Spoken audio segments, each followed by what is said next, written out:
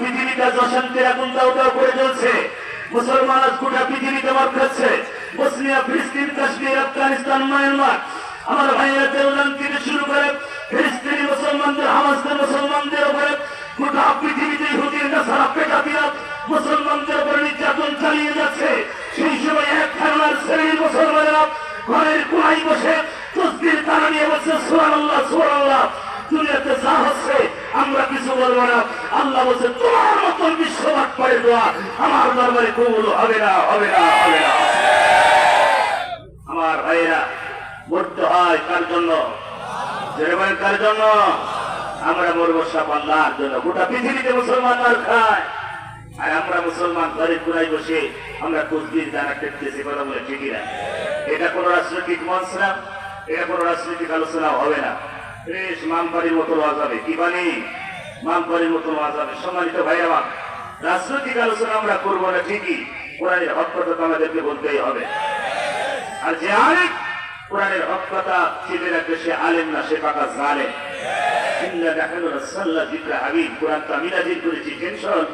আপনার কাজ হবে মুসলিম কালিমা। আপনি মানুষের দ্বারে দ্বারে ইসলাম প্রচার করবেন, কোরআন প্রচার করবেন। আপনি মানুষের কাছে কালিমা প্রচার করবেন। সাহায্য করবে কে? সেটা বলেন কে? আল্লাহ রাব্বুল আলামিন গোটা পৃথিবীর মানব জাতির জন্য কোরআন নাযিল করেন। পৃথিবীতে আমি কোরআন নাযিল করেছি গোটা পৃথিবীর মানব জাতির জন্য। তারা যদি কোরআন মেনে নেয় আর এই কোরআন অনুযায়ী তারা জীবন যদি চালায়, ওদের কোনো ভয় নাই, কোনো চিন্তা নাই, কোনো টেনশন নাই।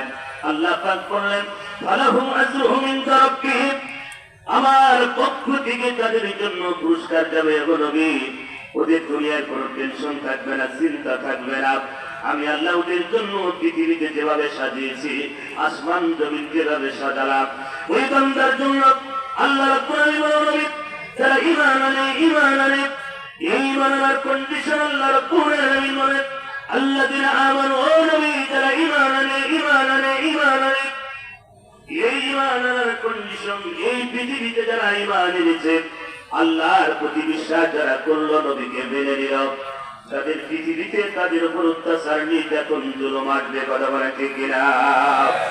আমার ভাইয়েরা, আল্লাহ নবীর পাশের বাড়ি আবু জাহেলের বাড়ি। এই আবু জাহেল আল্লাহ নবীকে জানত মুহাম্মদ সত্য, কোরআন সত্য। তার আপন চাচা আবু লাহাব তিনিও জানতেন আমার ভাতিজা সত্যবাদী, আমার ভাতিজা একজন নবী, তার প্রতি কোরআন নাযিল হয়েছে। কিন্তু আবু লাহাব মেনে নিতে পারে নাই। মক্কার ক্ষমতা করার জন্য আবু জাহেল মেনে নিতে পারে নাই। আমি জানি মুহাম্মদ সত্য, কোরআন তিনি নাযিল করেছে এটাও সত্য, মুহাম্মদ একজন সত্য নবী সেটাও জানি। কিন্তু মুহাম্মদকে যদি মেনে নিই তাহলে মক্কার ক্ষমতা আমার কাছ থেকে হারিয়ে যাবে।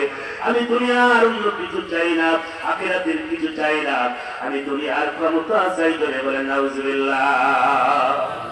আমি যে ক্ষমতা চেয়েছিল, আমার রাসূলের উপর তার নির্যাতন করেছে, তিনি জানতেন মুহাম্মদ সত্য। আজও পৃথিবীতে এই আলেম উলামা, এই হাফেজ ইসলাম যারা কোরআনের হাফেজ, যারা আলেম, এরাও কি এরা সবাই জানে, কিন্তু এদেরকে মেনে মেনে আমাদের ওইটা করা যাবে না। কথা বলে ঠিক না? এমন একটি ঘুরে ধরা সমাজে আমরা এসেছি, এই সমাজে মারামারি, লুটপাট, সন্ত্রাস, চাঁদাবাজ, দুর্নীতিবাজ, ইয়াবাখোর, গাঁজাখোর, বিড়িখোর, হিরোখোর, পাপিয়াখোর, পরিমণিখোর থেকে শুরু করে গোটা পৃথিবীতে আজকে জুলুম চলছে। কথা বলে ঠিক না?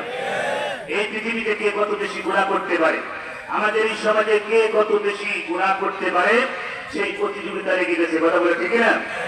আমাদের এই সমাজে শিরিক, বেদাত, কুফরি, কবিরা, কে ওসব দেখছে না? ফোর্থ সাবজেক্ট তন্ময় শিরিক করছে, তন্ময় কোরবানিক নেই। আমার ভাইরা, এখন কি কত দ্রুত জাহান্নামে যেতে পারে, এই প্রতিযোগিতা আমাদের সমাজে লেগে গেছে। কথা বলে ঠিক না? জান্নাতের চিন্তা করে না, কিভাবে জীবন যাপন করবো, সে হারাম না হালাল, সুদ নাকি ওসব দেখার সময় নাই। বর্তমান সুদ চলছে ফোর্থ সাবজেক্ট, এখন কমন সাবজেক্ট হয়ে গেছে। বলে ঠিক না? সম্মানিত ভাই আমার, সুদ একটা মারাত্মক গুনাহ। সুদ যারা খাবেন তাদের ইবাদত কবুল হবে না। মৃত্যুর সময় তারা দেখবেন তাদের চেহারা বন্ধ নষ্ট হয়ে যাবে। সম্মানিত ভাই আমার, তাহলে সুদ যারা খায় ওরা হালাল মনে করে খায়। কথা ঠিক না?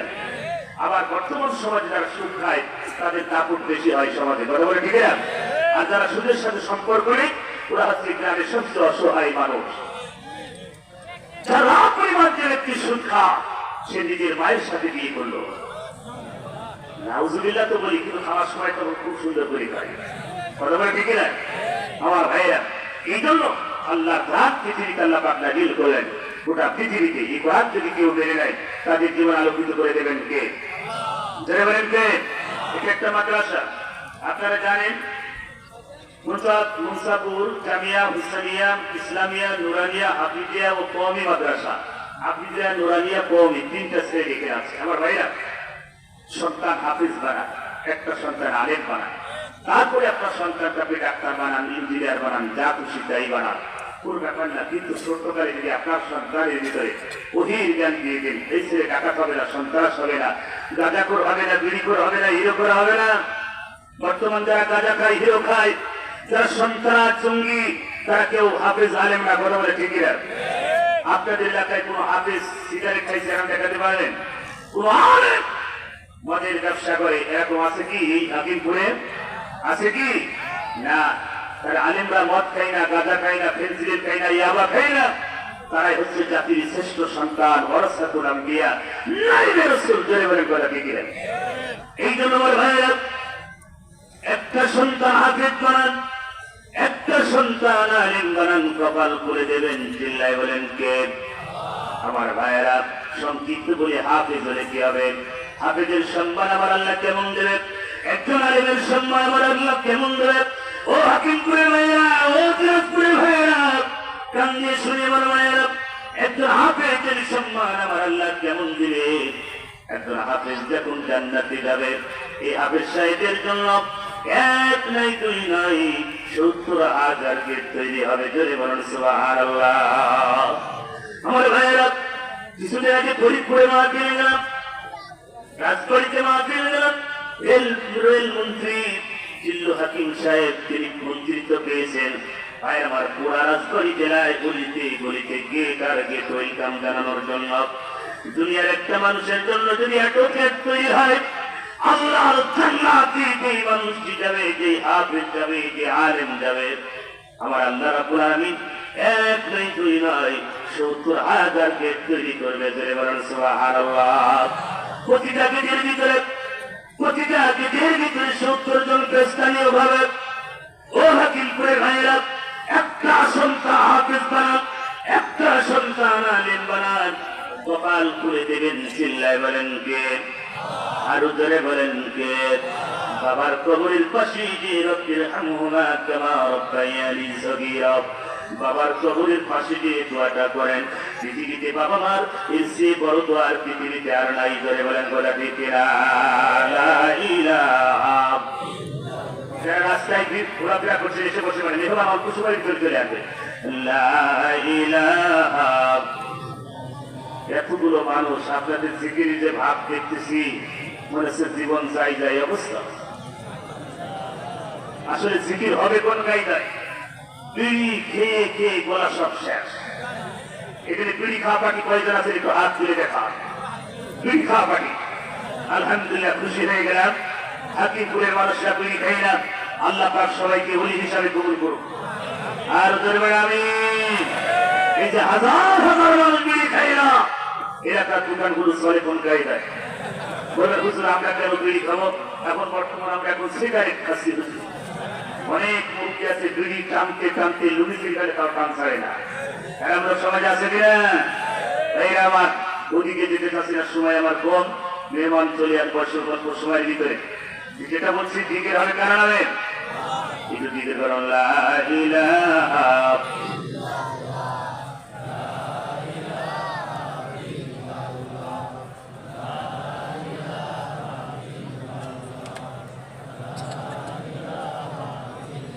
আল্লাহ তোমার এই দুনিয়া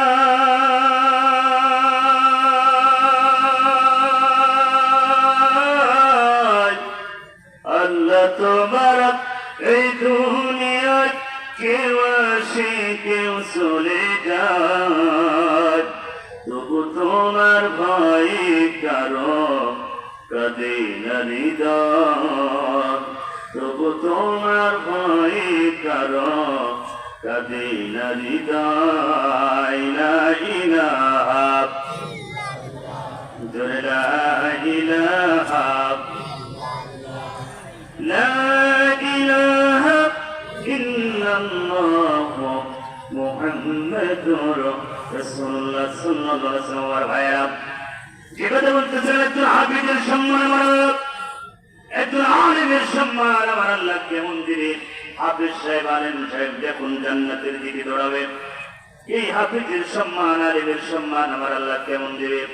এক নাই দুই নাই ৭০,০০০ গেট তৈরি হবে, প্রতিটা গেটের ভিতরে ৭০ জন স্থানীয় ভাবে ওয়েলকাম জানাবে।